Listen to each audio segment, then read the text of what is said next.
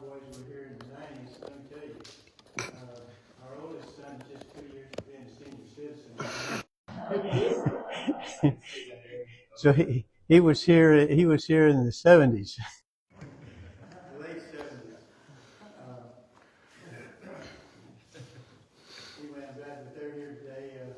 This happens to be, their in-laws in the family now, so today is our Christmas. So I'm happy that they're here. Several things happened in our class and already in the service this morning that sort of relate to the lesson, and that kind of happens sometimes. This morning in class, Alexis mentioned a rhetorical question, and I'd like to tell you a little bit about rhetorical questions. Often that's part of my MO in teaching others. The definition of a rhetorical question is this. It's a question that tries to persuade somebody, emphasizes a point, or it makes a person think.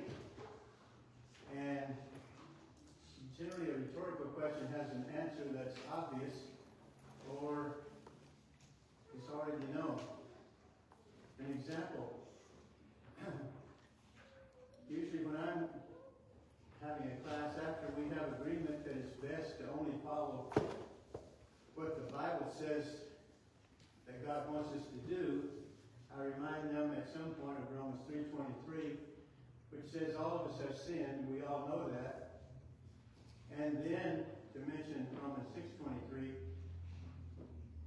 that says the wages of sin is death. And a rhetorical question might be this: who would want to be separated from God forever? And if you want to get very direct, depending on the student, you say, how would you like to be separated from God forever? Another example in Matthew 7:22, in the judgment, here's a question. Would you want to hear these words from Jesus? And this was read in the scripture reading. Would you want to hear these words from Jesus? Depart from me, I never knew you. I think the answer is obvious. Or, here's another question.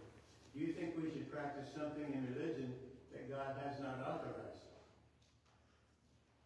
So today I want to present a lesson I personally don't recall ever having heard myself. And I've been around a while. But I want to present a lesson. What does the Bible say about demon possession or exorcism?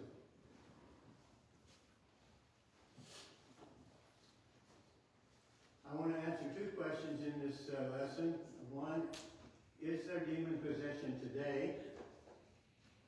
And if so, does anyone have the power to cast them out or to practice exorcism? In Matthew 10, verses 1 and 7, Jesus called his 12 disciples together and he gave them authority over unclean spirits to cast them out and to heal every disease and every sickness. Every disease and every sickness. And then he told them this: when you go to preach, preach this. Say, the kingdom of heaven has come near. Heal the sick, raise the dead, cleanse those with leprosy, cast out demons. My main point here is that casting out demons was included along with the other miracles that they were to do. And we often speak about those miracles, but very seldom do we ever hear about casting out demons, and that's what I want to talk about this morning. We're told at the birth, when Jesus was born, in the first chapter of Matthew, verse 21, it tells us that they were to call his name Jesus, and he will save people from their sins. A similar thing in Luke. The Son of Man came to seek and save that which was lost. And then in 1 John 3:5, Jesus appeared in order to take away sins. All of those things have to do with our salvation. He came to save us from our sins.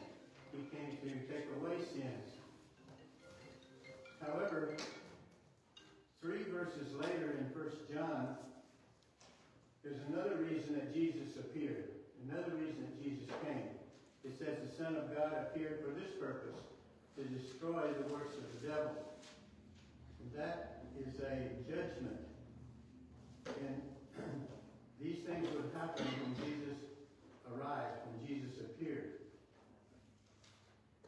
We know that from the very beginning, in the first book in the Bible, in Genesis 3:15, God had a plan, and he had a plan even regarding Satan. You know, and we get a glimpse of that in chapter 3 and verse 15. You know, because of the devil's role in deceiving Adam and Eve, and it resulted in their spiritual death and ultimately their physical death because they had no more access to the tree of life. God's plan included a severe consequence for the devil. He says in Genesis 3:15 to the devil, I will put enmity between you and the woman, and between your offspring and hers, between your offspring and her offspring. And one of her offspring, he will crush your head, and you will strike his heel. And so remember, 1 John 3:8 says Jesus came to destroy the works of the devil, and I'm suggesting that possibly the crushing of Satan's head would include destroying the works of the devil in 1 John. We also know from the Bible, in part of God's plan, is in providing this one from the seed of woman, or from her offspring to crush Satan, it would come about in something called the fullness of time. In Galatians 4:4, when the fullness of time came, God sent his Son. He said, Jesus would appear in order to take away sin. Jesus would appear to destroy the works of the devil. So, in the fullness of time, that's when Jesus came. So, as we read of the time before Jesus began his ministry, and this was even mentioned in the class this morning too, regarding the wilderness, Jesus fasted for 40 days in the wilderness, and he was tempted by the devil, and he won that battle, as we know. And following that, though, he went around just preaching, same thing John the Baptist preached. And the message was, the kingdom of heaven is at hand. And this is significant. That's why I'm mentioning it over and over. Now, Jesus' practice was to go in the synagogues on the Sabbath day whenever he was preaching. And in Luke chapter 4, verses 18, 19, and verse 21, and it just so happens that the very first song we sang today had one of these lines in the song. Jesus said this. He was handed a scroll that included the prophecy of Isaiah. And this is, he stood up and he read, the Spirit of the Lord is upon me, because he anointed me to bring good news to the poor. He has sent me to proclaim release to the captives and recovery of sight to the blind, to set free those who are oppressed, to proclaim the favorable year of the Lord. After Jesus read that, he sat down, and then he said this, today this scripture has been fulfilled in your hearing.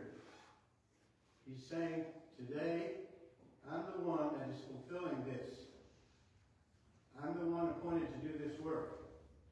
Now, in Isaiah 61 and verse 2, when you look at actually the prophecy, after saying to proclaim the favorable day of the Lord that Jesus read in that reading, it actually continues and says this, and the day of vengeance of our God. Now, a point I'm making too, and I made it a little bit earlier, generally in the Bible, anytime you read about salvation being talked about in whatever sense, there will also be, in the same context there, a judgment. The favorable year of the Lord is a time of salvation. The day of vengeance is a time of judgment. The favorable day of the Lord is when Jesus is going to come to take away sins. And I'm suggesting that Jesus also came to destroy the works of the devil. Now, after this incident in the synagogue, obviously the Jews hearing this, they were really upset. They were enraged at Jesus. They even tried to kill him. They took him out on a hillside, on a cliff, and were just going to throw him off the cliff. And kind of a miracle happened here. The scripture says Jesus simply passed through their midst and went on his way. There's a big crowd trying to throw him off the cliff. And he just went on his way. And guess what? One of the first miracles that he did after he left there? He cast out demons, an unclean spirit, from a man. Now I want to share the scripture that relates to my lesson today. It's in Zechariah. And back in the communion service this morning, Bill actually mentioned Zechariah chapter 12. And Jesus crucified. It's a reference to Jesus being crucified. It speaks of someone being pierced that caused great mourning in the city of Jerusalem. Now, in the very next chapter, chapter 13, here's what we read. On that day, a fountain will be opened for the house of David and for the inhabitants of Jerusalem for sin and for defilement. And it will come about on that day. I will also remove the prophets and the unclean spirit from the land.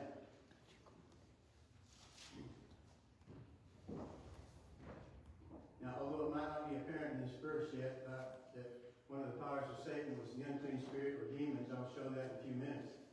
However, according to the prophecy in Zechariah 13 we just read, that power, whether it's from the devil or from some other source, wherever it came from, it is going to be removed from the land on a specific time, at a specific time. And regarding that specific time, the expression on that day, the verse says that whatever day that a fountain is open for sin and for defilement, the verse also says on that same day, at that same time, the unclean spirit will be removed from the land. And that expression on that day occurs like 15 times in this section in Zechariah. Now, I also note on the slide that on that day, the expression, in the Bible, it refers to a future time of divine intervention, judgment, and fulfillment of God's promises. And again, there will be a day of judgment and a day of salvation. The day of salvation is the day that the fountain is open for sin and defilement. And the day of judgment will be the unclean spirit will be removed from the land. Now, I'm suggesting that the day in which the fountain was opened, after talking in chapter 12 about Jesus being pierced, when Jesus was crucified, Jesus appeared to save us from our sins. That was a day that was going to be a day of salvation. And I would suggest it is the day that the fountain is open for sin and defilement. But on that same day, at that same time, the unclean spirit will be removed from the land. Here's an example using the same expression on that day. And this is in the scripture reading this morning. Not everyone who says to me, Lord, Lord, will enter the kingdom of heaven, but the one who does the will of my Father who is in heaven will enter. That person is the one that will be saved. Who will be saved? The one that does the will of the Father. But many will say to me on that day, same day that people have been judged as fulfilling the will of God, they will say, Lord, Lord, did we not prophesy in your name? And in your name cast out demons? And in your name perform many miracles? And I'll say to them, depart from me, I never knew you.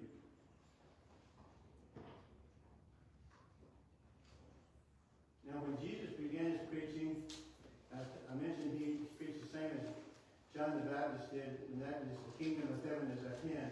In Matthew chapter 12 and verse 28, here's what Jesus also said when he started his preaching. He heals a demon-possessed man who was blind and unable to talk.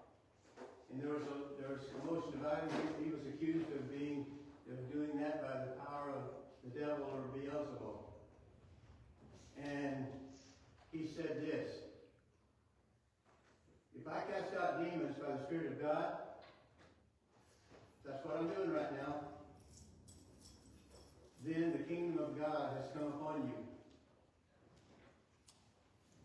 You know, I'm suggesting what he's saying here, and I think it's obvious, that casting out demons would be a message to the people.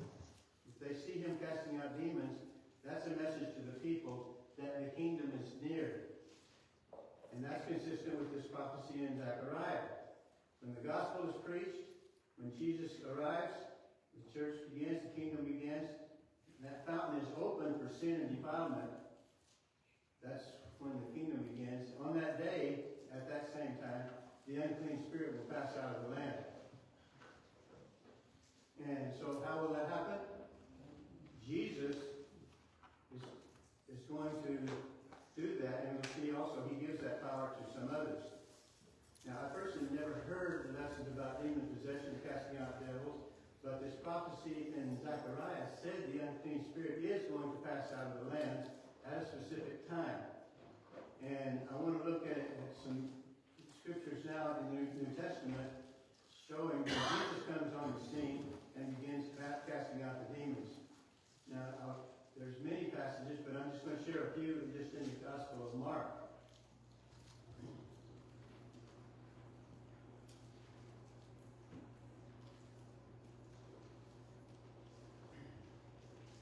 One thing that you'll notice right away in these verses that I mentioned, that the unclean spirits know who Jesus is. And that's, you have to say, if people say they're unclean spirits, demons today, you don't have that happening, that you don't have a conversation going on with the person and the unclean spirit or the demon. Here's what it says in this scripture. Whenever the unclean spirits saw him, they would fall down before him and shout, "You are the Son of God." And he strongly warned them not to reveal who he was. And he went up on the mountain and summoned those he himself wanted, and they came to him, and he appointed 12. He appointed 12 apostles. So if they be with him, and that he would do this: send them out to preach and have authority to cast out the demons. This scripture tells us Jesus had the power to cast out demons, and he gave that power to the 12 apostles. Another instance in chapter 5 of Mark, it says, when he got out of the boat, when Jesus got out of the boat, this is another instance, immediately a man from the tombs with an unclean spirit met him. And seeing Jesus from a distance, he ran up and bowed down before him and shouting with a loud voice, and this is again contrary to what you might see today with exorcism, the demon bowing down and shouting in a loud voice, because here's what the demon said: "What business do you have with me, Jesus?" He knows who he is, Son of the Most High God. "I implore you by God, do not torment me." Now,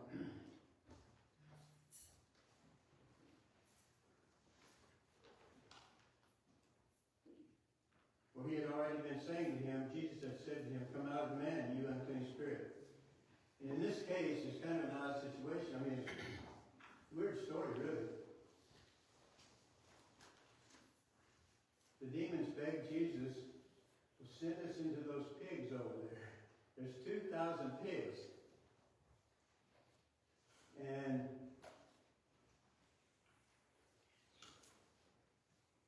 Jesus gave them permission to go. They needed a place to go if he was going to be cast out. Well, can we go into those pigs? So he said, "Go." Yes, and some of you probably know the story. Most of you do. But then the pigs simply went crazy, ran down a hill, steep hill, ran into the river and all drowned. morning, I wonder, can pigs swim? So I even looked at it. You know what? Yeah. Pigs are good swimmers. I thought they were so big, large, Bacon. bacon. They might not be able to swim. But it said they are good swimmers. But the story is, they went into these 2,000 pigs, and they all drowned. So, very interesting. It happened that that demon there, Jesus said, he said, my name is Legion. That meant there were many, multiple demons in that person. I mean, a legion might be 5,000, 6,000 in Roman soldiers. Well, there were 2,000 pigs, so, I mean, I thought at first maybe it was one of those pigs went crazy and led the others, but no.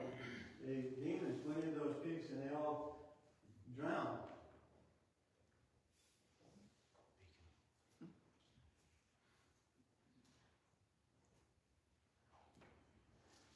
You know, we know that Jesus was human, but he also had a lot of supernatural powers that we don't have. And that's obvious in reading the scriptures about his life. But he was also able to cast out demons. In this verse in Mark 3, said he had the power to give it to the 12. I mentioned that already. He says he appointed 12 so that they would be with him, and he would send them out to preach and to have authority to cast out demons. I mean, he doesn't even say here, you know, to do other things, but in Matthew chapter 10, it says, and here's a key again. As you go to out preach, say this: the kingdom of heaven has come near. Now again, I'm relating this back to what Jesus said in Matthew himself. If I cast out demons, the kingdom of God is come upon you. This is near the time. This is a message to you that the kingdom is here. They're almost here. And so he tells them, preach this: the kingdom of heaven has come near. And then he says this: heal the sick, do these miracles, heal the sick, raise the dead, cleanse those who have leprosy, and cast out demons. I'm saying a lot of times we mention all the miracles that he did, the healing, but we don't often hear about the casting out demons, but he lists it all together. So again, it seems that the timing is pretty specific. It's the time that the kingdom has come upon them. That's what Jesus himself had said earlier. That if they saw him doing it, that's the message. In Luke chapter 10, here's a place where Jesus gave 72 other men instructions to preach the same thing. The kingdom of God has come near to you. And the 72 came back to him and said, Lord, even the demons are subject to us in your name. That implies, at least, Jesus had given them that power. But they did exactly the same thing. They preached the kingdom has come near to you, and he gave them power to cast out demons. Again, emphasize that only Jesus could bestow this power on anybody. There's no evidence anybody else could give anybody else this power. Now, an obvious question, I mean, I had, and I imagine you would have, that our demons that are listed here in Luke 10, for instance, the demons are subject to it, are demons and unclean spirits that Zechariah talks about in the Old Testament, are those the same thing? And that's what I'll show you now. In Matthew chapter 10, in the first verse, again, going back, when Jesus called his 12 apostles, he gave them authority over, and this is the reading, over unclean spirits to cast them out and heal every disease and every sickness. It's included with all these other miracles. But the wording here in this verse, he gave them authority over unclean spirits. In verse 7, same chapter, he says, as you go preach, saying this, it's repetitive, but the kingdom of heaven has come near, heal the sick, raise the dead, cleanse those with leprosy, and cast out demons. He just said they're unclean spirits. He gave authority over unclean spirits, and here he told them cast out demons. I'm suggesting to you that they are used interchangeably here. They're the same thing.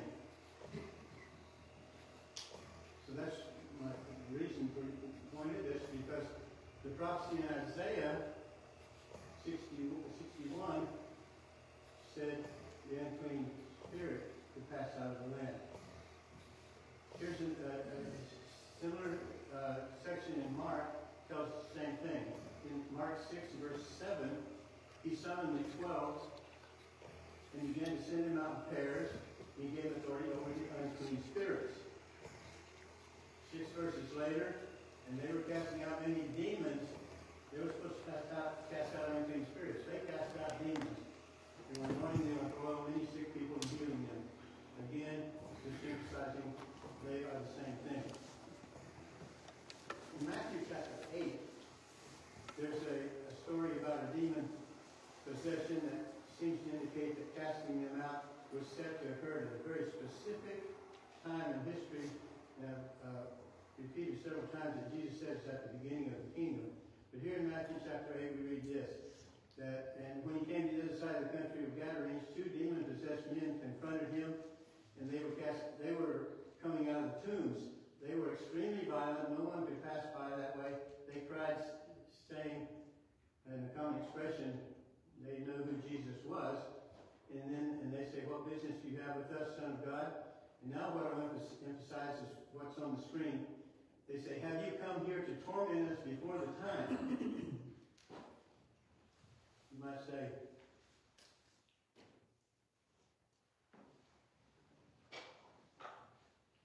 what time would that be?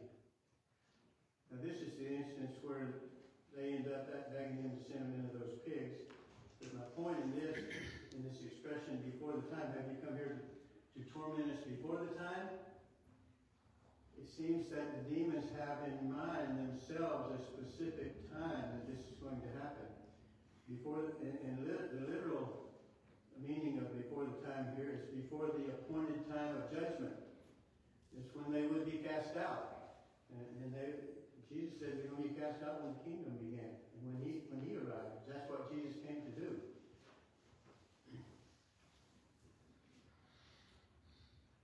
Now this, I'm just re-emphasizing a couple of points here, that the common response of the demons. Here's just 3 occasions in the book of Mark. 1, the unclean spirits cried out. And what I'm emphasizing here is some things that are different from what people might say today if there's demon possession and how the way demons, what you hear from demons. You don't hear it. They don't cry out. In Mark 3 it says they shouted. In Mark 5, they shout with a loud voice. And back in Mark 1, what business do you have with us, Jesus of Nazareth? The demons know who Jesus is. I don't think today you have something like that happening. Say, have you come to destroy us? I know who you are, the Holy One of God. In Mark 3, you are the Son of God. Mark 5, what business do you have with me, Jesus, Son of the Most High God?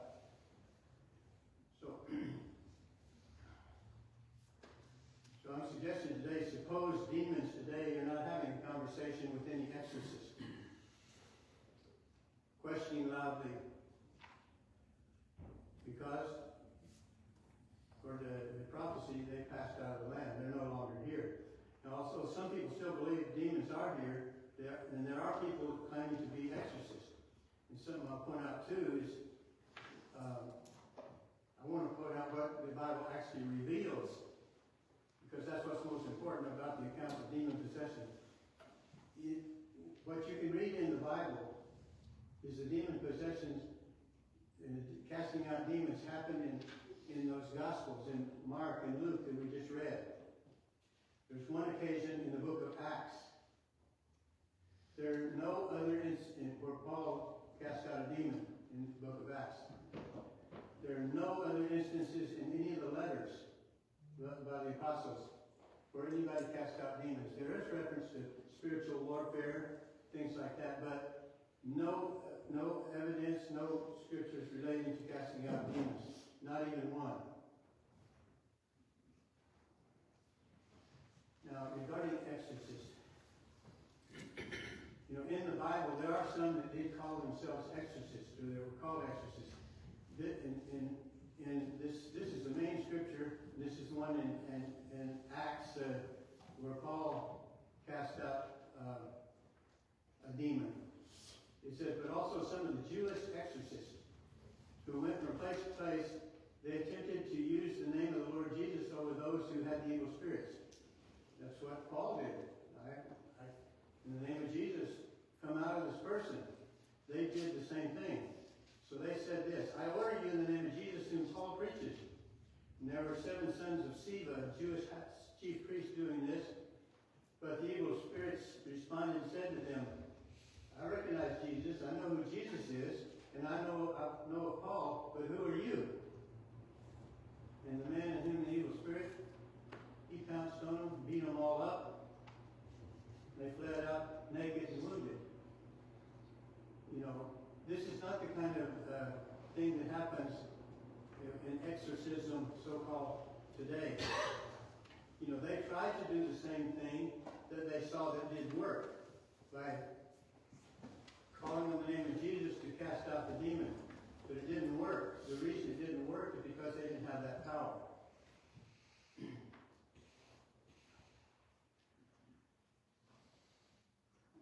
Now, regarding demon possession today, you know, I said some people do believe that demons exist today, that there are demon-possessed people. Most of you probably heard of, there's a movie, it was called The Exorcist. And there are people that do have mental issues, and some may not even be clearly explainable. And most often, though, most of those things they're trying to treat them medically. But let me tell you some things that you probably never heard. I never knew this.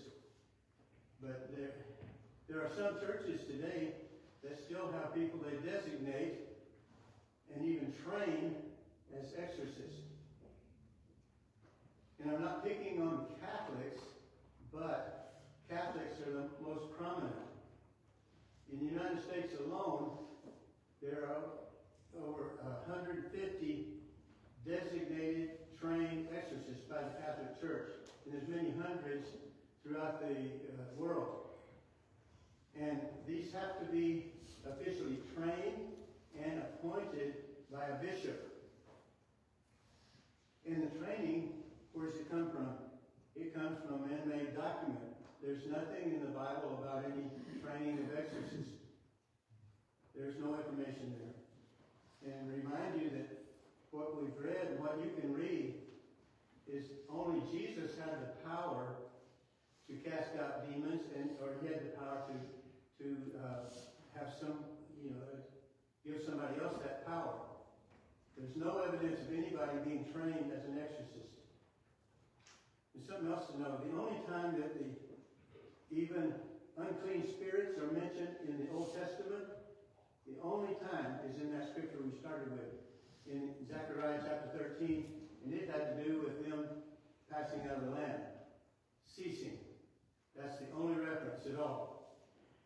And I've got Zechariah 13 again on the screen. I'd like to mention this. Most of you, not all of you, my family probably doesn't know this, what my mantra is, one of my main mantras, but you know what it is. Pay careful attention to every word and you'll learn more about what the Bible tells us. And so I point this out in Zechariah 13.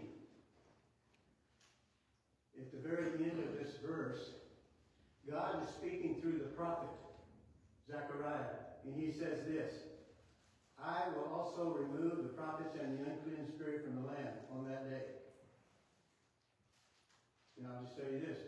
I believe God. I believe what God says he will do. He does it. And I say, if anybody, you run into anybody, or if there's anybody here that believes demon possession and exorcism exists today, then here's what you have to explain. You have to explain something different about when a fountain was opened for sin and defilement than Jesus coming and providing that. And you have to explain when God removed the unclean spirit from the land. You have to explain when that happened. Or you will have to say that God didn't do what he said he would do. I think those are the only choices there. Now John 20, verse 30-31, which Marcos read for us, it says there are many things that Jesus did that aren't written in this book. But these that have been written, John rehearsed numerous occasions of miracles, including casting out demons. But these that are written, he says, are for a purpose. They're written so that we can believe. And in believing, we might have life.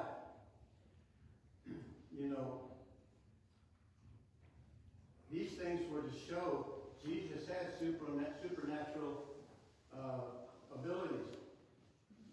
And I've shown you already, casting out demons is listed along with the other miracles and signs. And so, and what John says is true, which it is, those have been written so that we might believe.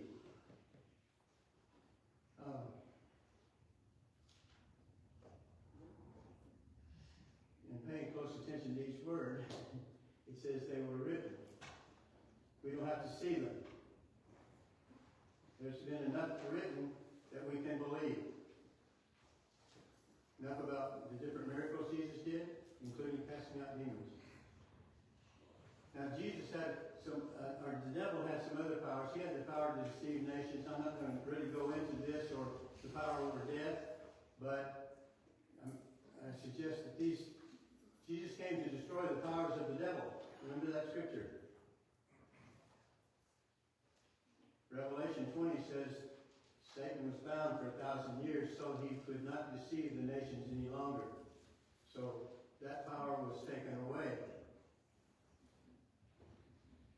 The power over death, just a quick note about that. In Hebrews chapter 2, verse 14, Jesus said himself, likewise also partook of the same, that through death he might render powerless him who had the power of death, that is the devil. The devil had the power of death.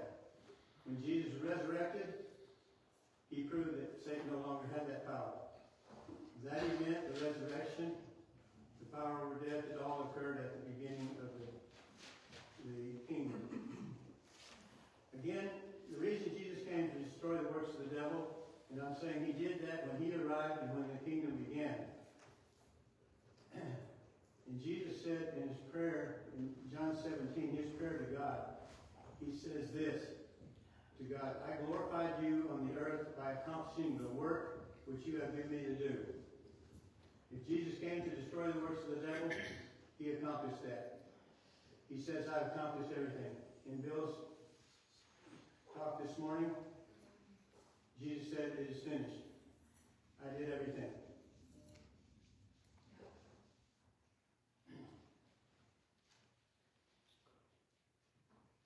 God says, I will remove the unclean spirit at a specific time. It won't be by so-called trained exorcists at some later time. And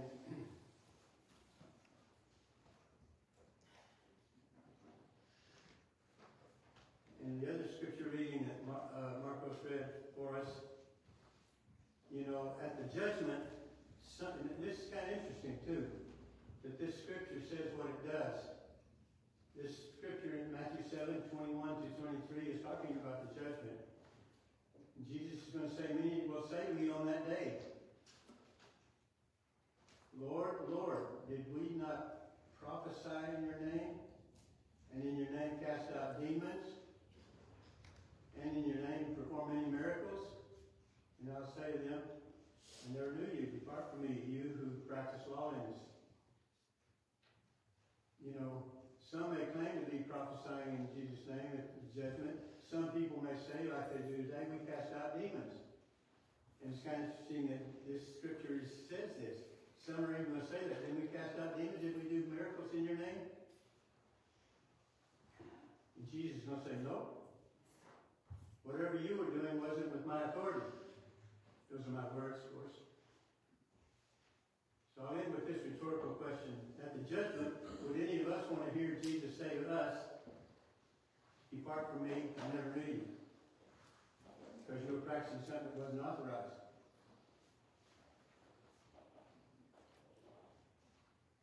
Now, I've tried to present what's actually revealed to us in the Bible about unclean spirits and demons without speculating about anything. And again, I close with this. Although the powers and works of the devil and the demon possession and exorcism may be an interesting topic, and I think it is. And I think you probably, when I told you I was going to talk about demon possession and exorcism, it got your attention. But even if what I presented is true, if it's clear and accurate, I must say that when I first started working on this lesson, I thought, as interesting as this might be, it may not be critical to our salvation. It may have nothing to do with salvation. Then all of a sudden it hit me. Wrong. Remember, casting out demons was included in that list of miracles that Jesus did, and that his apostles did, and the reason for it was so that we might believe. That's a critical point in our salvation. It does have to do with our salvation. And he says, by believing you may have life, eternal life, and that's going to be given by Jesus himself. I have Revelation 2:10. Everybody that, all these things were so we might believe and have life, eternal life, and that's going to be given to us personally by Jesus if we're faithful till we die.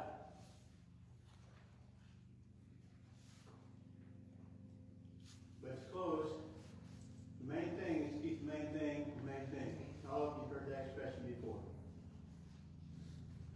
Belief is necessary. Hebrews 11:6 says, without faith it's impossible to please God. Anybody comes to God must believe that he is, must believe that he exists. And then there's an and in that verse. And you have to believe that he is a rewarder of those who diligently seek him. So we have to believe God is, that he is an all-powerful God, and we have to seek God, we have to become a Christian. The Bible says what we have to do, even if we didn't see it, get our faith in those miracles. Romans 10:17 says, faith comes by hearing, and hearing by the word of God. We're going to believe if we read God's word. And God's word says we have to repent of our sins. God's word says we have to confess Jesus as the Son of God in order to be saved. And we have to be baptized for the forgiveness of our sins. And after that, we have to, part of this main thing, keep the main thing, become a Christian, live as a Christian, help other people become Christians. If you're subject in any way to obeying the gospel, if you haven't before, you have this opportunity as we stand and sing the song of select